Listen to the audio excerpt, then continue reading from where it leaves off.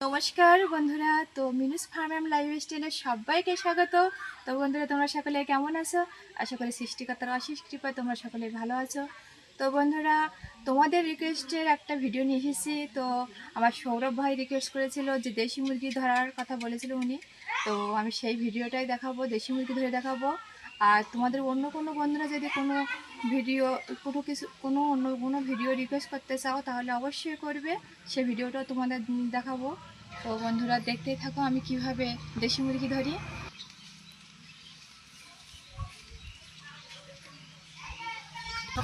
একবার দেখছেন সব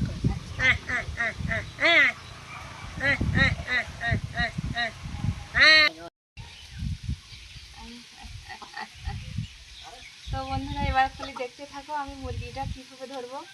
কোনটা ধরবো মুরগি দেখি। প্রথমে কিন্তু আমি কালো মুরগিটাই ধরবো, তারপরে অন্য মুরগি ধরবো।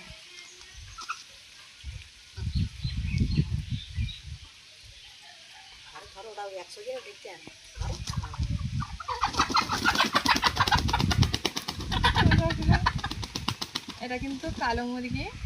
তো আমরা গ্রাম বাংলায় এটাকে আমরা গ্রাম বাংলায় কিন্তু ধারছড়িনের মুরগি বলি। তো দেখো, এর কিন্তু ঘাড়ের দিকে কোনো লোম নেই। তো এই মুরগিগুলো কিন্তু প্রচুর পরিমাণে ডিম দেয়। এই মুরগিগুলো খুব ভালো। তো দেখো, আর দুটো মুরগি এখনো ধরবো।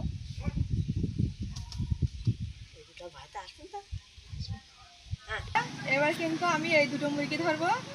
এরা কিন্তু সবটা গুঁড়ো খাইয়ে, যে ধানের কুড়ো খাইয়ে বলেও বড় হয়েছে। এরা ভালো ডিম দেয়, চর্বি কম আছে। চর্বি কম থাকলে কিন্তু সেই মুরগিগুলো বেশি ডিম দেয়।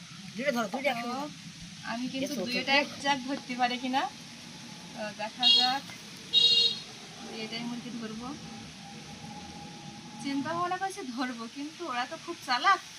তো দেখা যাক ধরতে পারি কিনা। ওটা কিন্তু দূরে চলে যাচ্ছে ভয়েতে।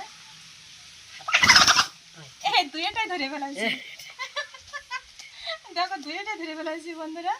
তো দেখো, এরা কিন্তু সবাই বলে না সোনার ডিম পাড়া হাঁস, আর এরা হচ্ছে সোনার ডিম পাড়া মুরগি।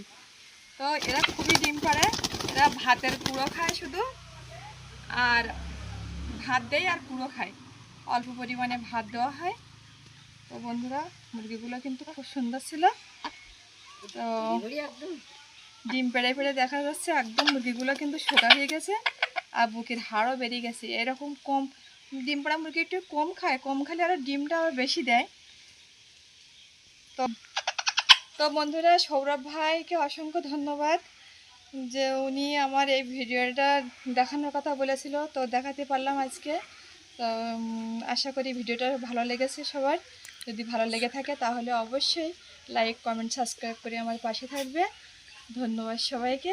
ভালো থেকো, সুস্থ থেকো, সুন্দর থেকো। তো মুরগিগুলো এবার কিন্তু ছেড়ে দেবো, ওদের কষ্ট হয়ে গেছে।